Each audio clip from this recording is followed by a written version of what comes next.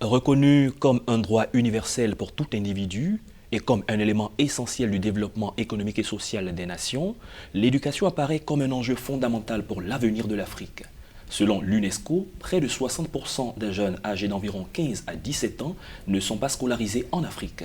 L'Afrique a enregistré cependant en 2017 le plus fort taux de pénétration à Internet. Le numérique pourrait-il contribuer au développement de l'éducation en Afrique ? Le digital et l'éducation scolaire en Afrique, on en parle dans cette émission. Bienvenue chers téléspectateurs dans le Talk Afrique. Et pour en discuter, nous sommes en compagnie de Dr Kwaku Benoît. Il est enseignant-chercheur et sociologue de l'éducation. Bonjour docteur et bienvenue. Merci, bonjour. En quoi consiste votre rôle de sociologue de l'éducation ? La sociologie de l'éducation, c'est donc la réflexion sociologique sur les questions d'éducation. Et la réflexion sociologique est bien sûr la recherche des mécanismes de production des phénomènes sociaux. En l'occurrence, pour ce qui est de l'éducation, par exemple, comment se produit de la réussite ou se produit de l'échec. Voilà, entre autres, le travail que nous faisons. Et là, nous avons en face de vous M. Koulibaly Aboubakar. Il est le directeur des technologies et des systèmes d'information au ministère de l'Éducation nationale, de l'enseignement technique et de la formation professionnelle. M. Koulibaly, bienvenue dans nos studios. Merci, bonjour. En quoi consiste votre rôle dans cette direction ? Ma direction, c'est une toute nouvelle direction au ministère de l'Éducation nationale, l'enseignement technique et la formation professionnelle. Elle est la résultante des efforts qui ont été entrepris par l'État de Côte d'Ivoire pour intégrer la question du digital, la question du numérique dans l'éducation. Nous sommes partis en 2012 d'un décret présidentiel qui a institué les technologies comme une nécessité dans le système scolaire. Et ensuite, nous avons travaillé sur un plan directeur. Et l'une des composantes de ce plan directeur, c'était la mise en place d'une direction de technologie et de systèmes d'information au ministère de l'Éducation nationale, l'enseignement technique et de la formation professionnelle. Notre objectif, notre travail essentiel là-bas, c'est l'intégration des technologies dans la pédagogie, l'utilisation des technologies comme outil de gestion du système scolaire et ensuite l'enseignement des technologies comme discipline dans tout le système scolaire de Côte d'Ivoire. Très bien. Le décor étant planté, nous entrons dans le vif de notre sujet. Docteur Kwaku, nous allons faire un état des lieux, un bref état des lieux de l'éducation en Afrique. Quel est votre diagnostic ? En termes de diagnostic, déjà vous avez planté le décor en introduisant cette émission. Un peu partout en Afrique, l'éducation est reconnue comme un droit universel pour tous et pour chacun. Voilà. Maintenant, il faut dire que donc, au niveau des États, particulièrement pour la Côte d'Ivoire, on a une grande mobilisation pour l'école pour tous. Il faudrait que tous les enfants donc, aillent à l'école. Donc, partout en Afrique, on s'affaire pour que justement ce projet, cet idéal ait lieu. Et puis, on a un taux important quand même, donc les budgets au niveau budgétaire, une mobilisation importante budgétaire au niveau des budgets des États. On pense que plus de 18%, c'est l'UNESCO qui le dit, des budgets des États d'Afrique, du Sud-Sahara, eh bien c'est alloué à l'éducation. Et puis en termes de points positifs, parce qu'il y a des positifs, mais aussi il y a des difficultés. En termes de points positifs, il y a une augmentation donc, au niveau de la scolarisation donc, des enfants. Par rapport aux données antérieures, quand même, on a une augmentation. Docteur Kwaku parle d'une augmentation au niveau du taux de scolarisation. Pensez-vous, M. Koulibaly, qu'aujourd'hui l'Afrique peut être qualifiée d'exemple en matière de scolarisation des enfants ? Je ne dirais pas que l'Afrique peut être qualifiée d'exemple, mais je dirais simplement que l'Afrique a compris l'enjeu de l'éducation de ses enfants. En Côte d'Ivoire, d'énormes efforts ont été déployés depuis 2011 pour scolariser les enfants en Côte d'Ivoire. Nous avons, le président de la République a signé le décret portant l'école obligatoire. Aujourd'hui, l'école est obligatoire en Côte d'Ivoire. Donc, cela suppose que tous les parents de Côte d'Ivoire sont obligés d'envoyer leurs enfants à l'école. Et l'État de Côte d'Ivoire est aussi obligé de mettre en place des infrastructures scolaires pour permettre à tous ces enfants d'aller à l'école. Pourquoi cette initiative ? Nous estimons qu'un enfant qui va à l'école, c'est un citoyen futur qui va contribuer au développement de son pays. Un enfant qui ne va pas à l'école ne va pas contribuer au développement de son pays. Et donc, pour cette raison, l'État de Côte d'Ivoire déploie de gros moyens pour scolariser tous les enfants qui sont sur le territoire. Puisque nous parlons de la digitalisation de l'éducation avec plus de 60% de personnes non scolarisées en Afrique, est-ce qu'on peut parler de digitalisation de cette éducation en Afrique, M. Coulibaly? Si le développement du mobile en Afrique peut être cité comme exemple, personne ne croyait à la pénétration actuelle qu'on a du mobile en Afrique. Le digital est une réalité et le digital est une opportunité pour l'Afrique. Okay? Donc, nous sommes convaincus que malgré le taux d'analphabétisme qui est très élevé, nous sommes avec le digital, c'est une opportunité. Digitalisation de l'éducation, en quoi est-ce que ça consiste exactement, Dr Kouakou? Est-ce qu'un élève en classe de primaire, en classe secondaire peut prendre des notes avec sa tablette, son ordinateur portable? En quoi ça consiste la digitalisation? Tout à l'heure, M. Coulibaly, qui était technicien, donc, il reviendra mais la digitalisation donc, de l'éducation, on parle de digital learning aussi. Hein. Donc, en fait, c'est quoi? E-learning.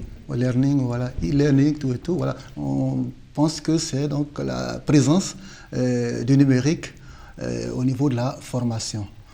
On le définit aussi comme la transition donc, de la formation sur l'ordinateur à la formation donc, sur tous les supports, y compris donc, les smartphones, les portables, les tablettes, étant donné que donc, ça se touche avec le doigt, donc le digital. C'est un peu ça. Vous qui êtes un spécialiste de la question, ça se traduit comment, le digital dans l'éducation? Nous avons constaté qu'on ne pourra jamais construire assez d'écoles pour les enfants. On ne pourra jamais avoir assez d'enseignants pour tous nos enfants. Et donc, le digital se présente comme une opportunité. Si nous pouvons digitaliser nos cours, si nous pouvons rendre nos cours sous forme digitale, nous pourrons les rendre disponibles à une plus grande masse d'enfants.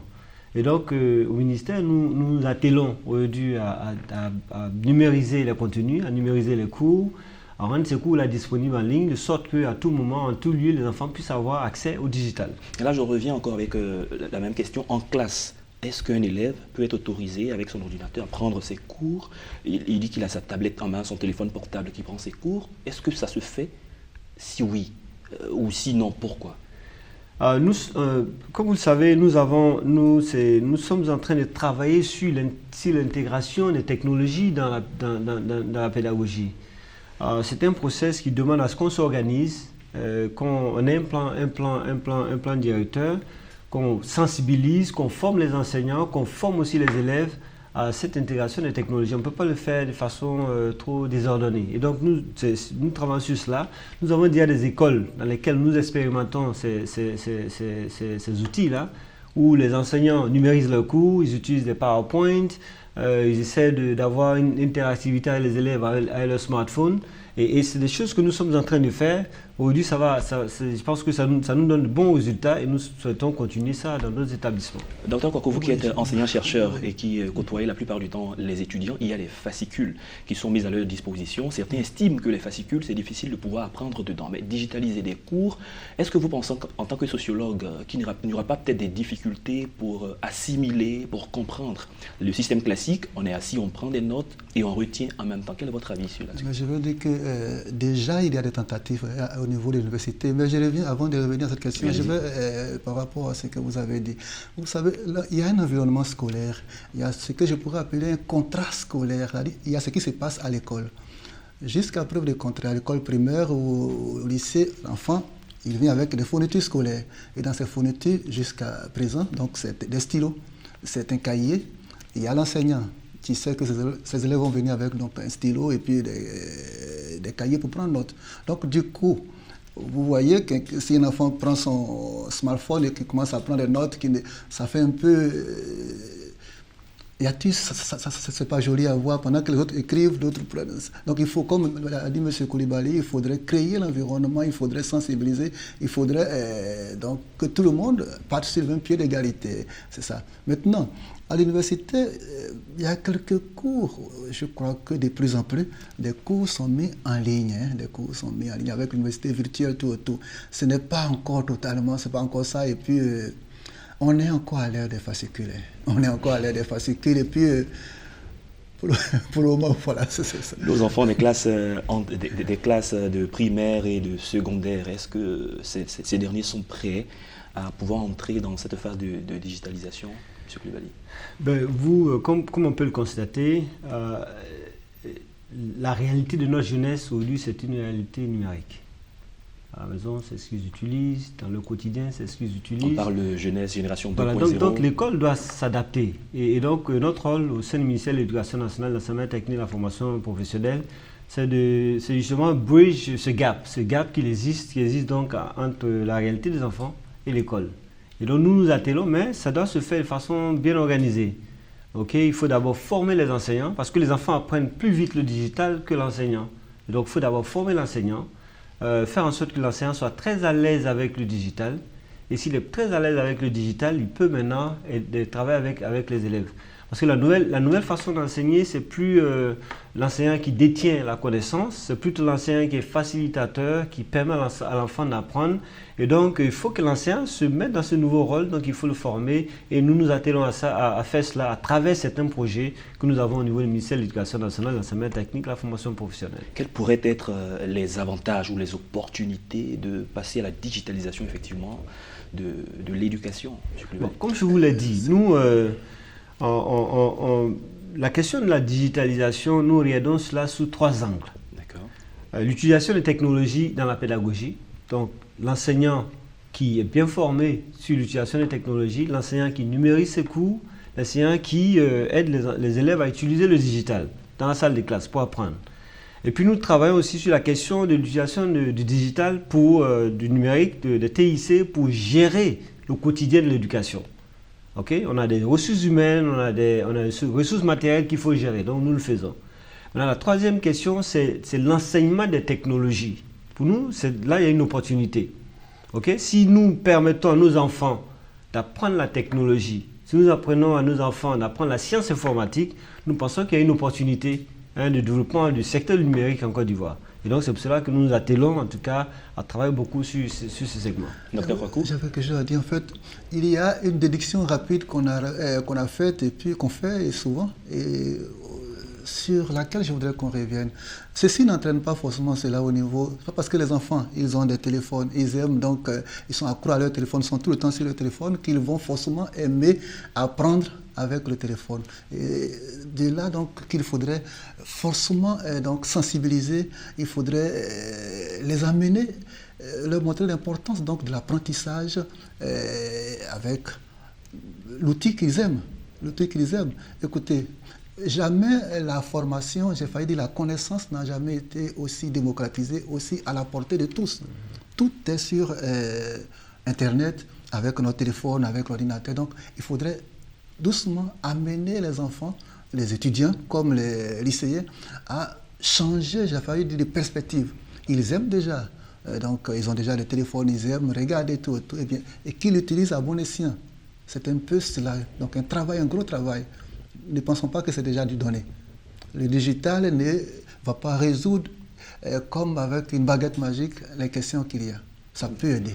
Voyons avec vous les conditions de la réalisation de cette digitalisation de l'éducation. Qu'est-ce qu'il faudrait, entre autres, mettre en place pour que la transition soit bien faite, M. Coulibaly? À mon avis, ça va commencer par des ressources humaines bien formées. Les enseignants doivent être bien formés. Les enseignants doivent être bien formés à l'utilisation des technologies. Les enseignants doivent être bien formés à la numérisation de leur contenu, doivent être bien formés à l'utilisation de ces contenus-là dans l'espace salle de classe. Ce n'est pas quelque chose qu'on peut faire de façon aussi automatique. Et donc ça demande c'est des compétences qu'il faut acquérir et donc il faut qu'on aide les enseignants à obtenir ces compétences-là. Et puis ensuite, il faut, pour que les enfants puissent utiliser la technologie dans les salles de classe, l'enseignant bien formé, il peut maintenant créer les conditions pour que les enfants puissent maintenant apprendre avec les technologies. L'enseignant peut par exemple mettre ses cours en ligne, mettre ses devoirs en ligne, les enfants peuvent aller faire leurs devoirs en ligne et les soumettre à l'enseignant et ils peuvent aussi interagir avec l'enseignant. Mais cela, c'est un process que nous devons suivre et nous sommes justement lancés dans ce processus-là. Enseignants, formation, sensibilisation, parlons des questions d'infrastructure pour réaliser la digitalisation. On sait aujourd'hui que le ministère fait des efforts, c'est vrai. Cependant, il y a des zones dans lesquelles il n'y a peut-être pas d'infrastructure scolaire pour accueillir les enfants. Il y en a qui prennent des cours peut-être à même le sol dans une classe exiguë, mais digitalisation, qu'est-ce qu'il faudra? Justement, il y a aussi le coût même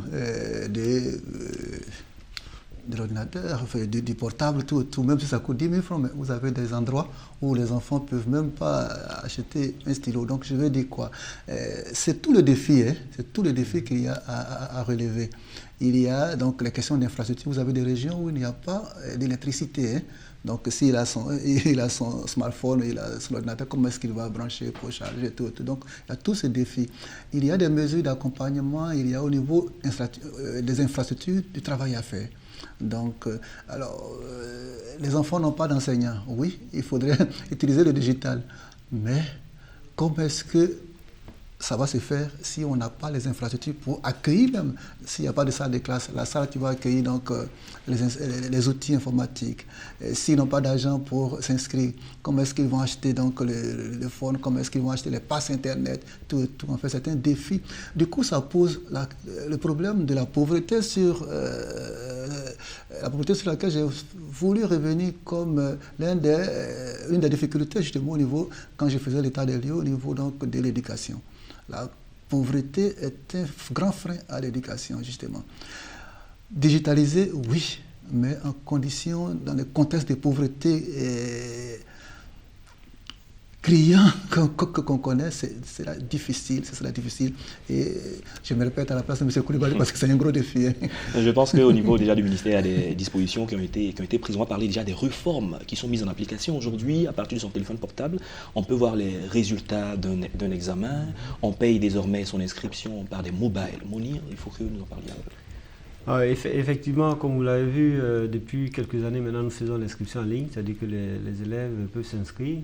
Au départ, quand on a commencé cette initiative, elle semblait impossible. On a dit, bon, les gens n'ont pas de portable, ils ne peuvent pas le faire, mais aujourd'hui, tout le monde s'inscrit en ligne. Okay? Donc, c'est quelque chose qui est acquis et ça se fait. Donc, moi, je suis du genre optimiste. Je me dis, c'est vrai, il y a la pauvreté, il y a tout ça, mais je pense que le digital est une opportunité. Okay? Aujourd'hui, cette année, on peut prendre maintenant les résultats en ligne, donc ça c'est une innovation.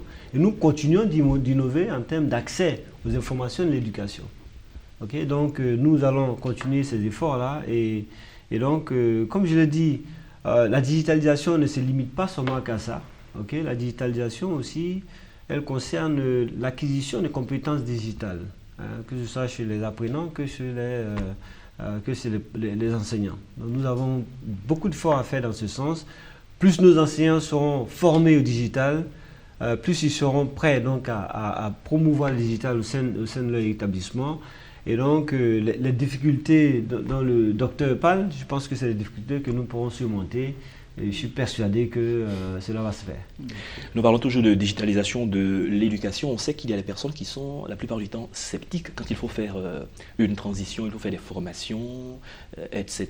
Mais quel est le développement que la digitalisation pourrait apporter à l'éducation? Autrement dit, la révolution que ça pourrait apporter. On n'oublie pas qu'il y a la 4e révolution industrielle qui va prendre en compte la révolution du numérique, à laquelle l'Afrique doit faire face, docteur. Je veux dire, il n'y a pas d'autre alternative. L'Afrique ne peut pas faire autre chose que de suivre ce grand mouvement, donc cette révolution technologique, cette révolution. Donc il faut y aller. Et comme vous l'avez dit, il y a une grande pénétration. L'Afrique est une grosse bouffeuse d'Internet. Donc écoutez, autant en profiter. Donc on n'a pas d'autre choix. Avec nos problèmes, avec nos difficultés, c'est une aubaine, c'est une opportunité qu'il faudrait saisir.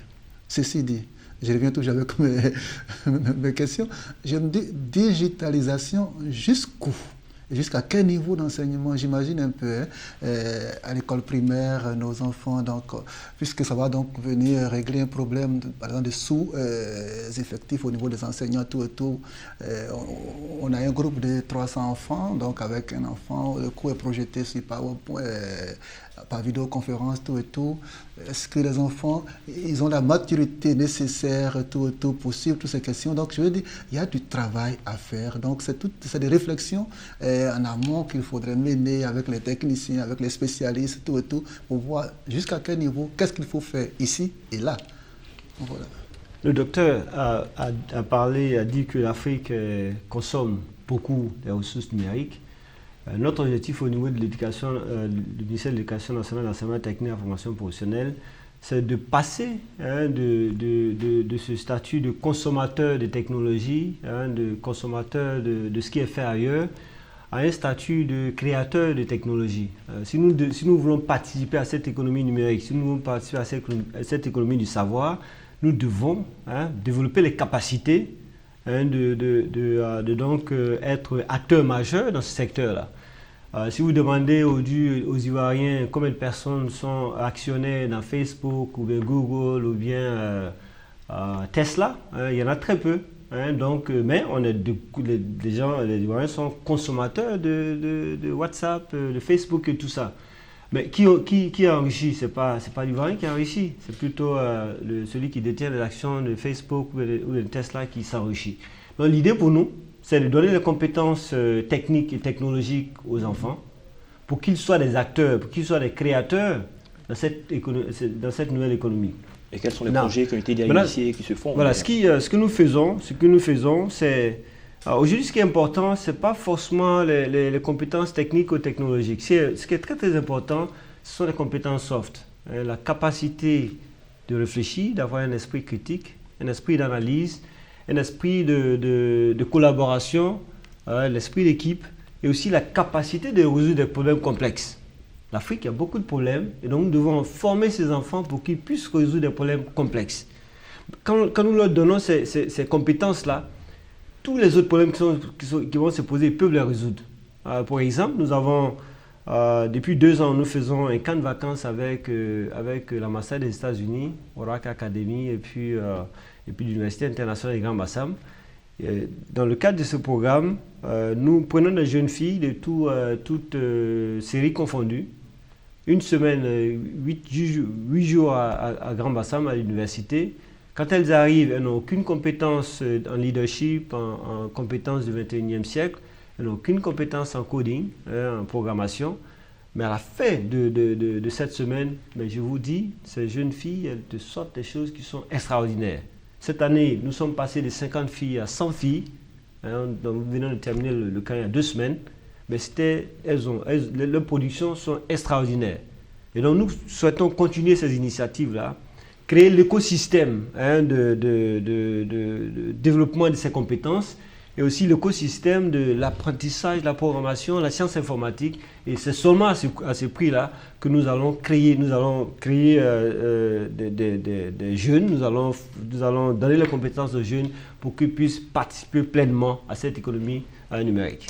Nous allons vers la fin de cette émission, docteur. Vous êtes unanime que la digitalisation est une opportunité, mais comment faire la transition selon vous? Comment faire la transition du système actuel et progressivement entrer dans la digitalisation? Autrement dit, par quoi faudrait-il s'attaquer les uns après les autres? Il faudrait compter avant tout avec les résistances, avec les réticences, tout ce qu'il y a comme innovation. Il y a la vieille garde, il y a la vieille école, des gens qui